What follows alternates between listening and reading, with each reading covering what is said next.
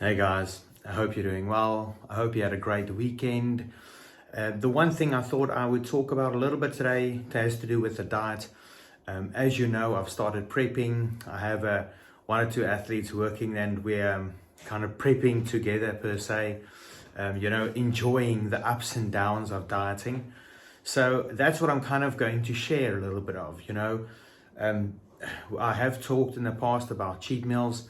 So the one thing, because there's quite a long time or a long prep ahead, we've decided that on weekends we'll take one cheat meal, which kind of taking the parameters we have, saying that we go out whatever we want for that one meal, get that, but finish it in that meal is very important. So that stops you when you're hungry and when you're dieting. Sometimes you go out shopping, you buy ridiculous amounts of sweets and food and stuff, and when you get home you can't finish it. So when going out, keeping in mind that, look, I'm not going to be having 3, 4, 5, 6, 7 meals or whenever until the day is gone.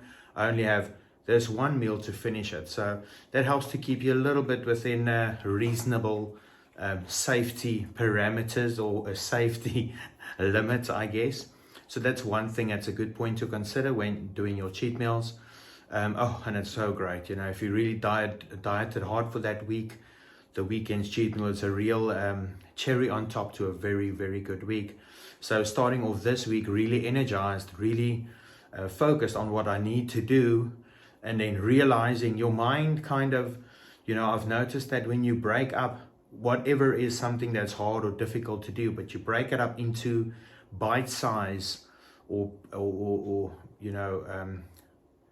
in a type of or encapsulated idea that you can process, in other words, weeks, days, hours, minutes, whatever, and you can try to conceptualize the time, realizing that, it's almost like thinking, if I have to go do run at full speed, thinking, how long am I going to be running at full speed? For a minute, for 5 minutes, for an hour, so that really changes the way you look at the activity.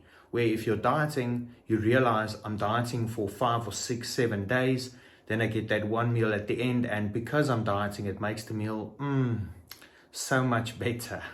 It almost, times 3 or 4, I might say, if I had to put it on a scale.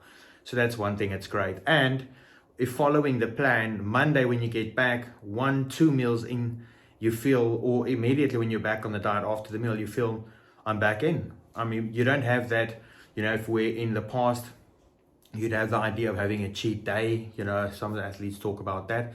The difficult thing with doing it like that is it takes your body 1 or 2 days to adapt. You still feel kind of screwed up until Tuesday, Wednesday, even Thursday.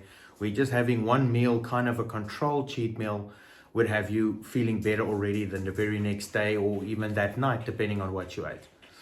So reaping the benefits of being hungry now every time between meals, which is great. So you're kind of looking forward to that next meal, and that's a great place to be. So I'm kind of grateful and happy that I'm at that position at the moment, and I'm just one weekend. So excited for the year to come. I hope you guys are too. Just stick at it, don't quit. As always say, no fear, no doubt. See you guys next time.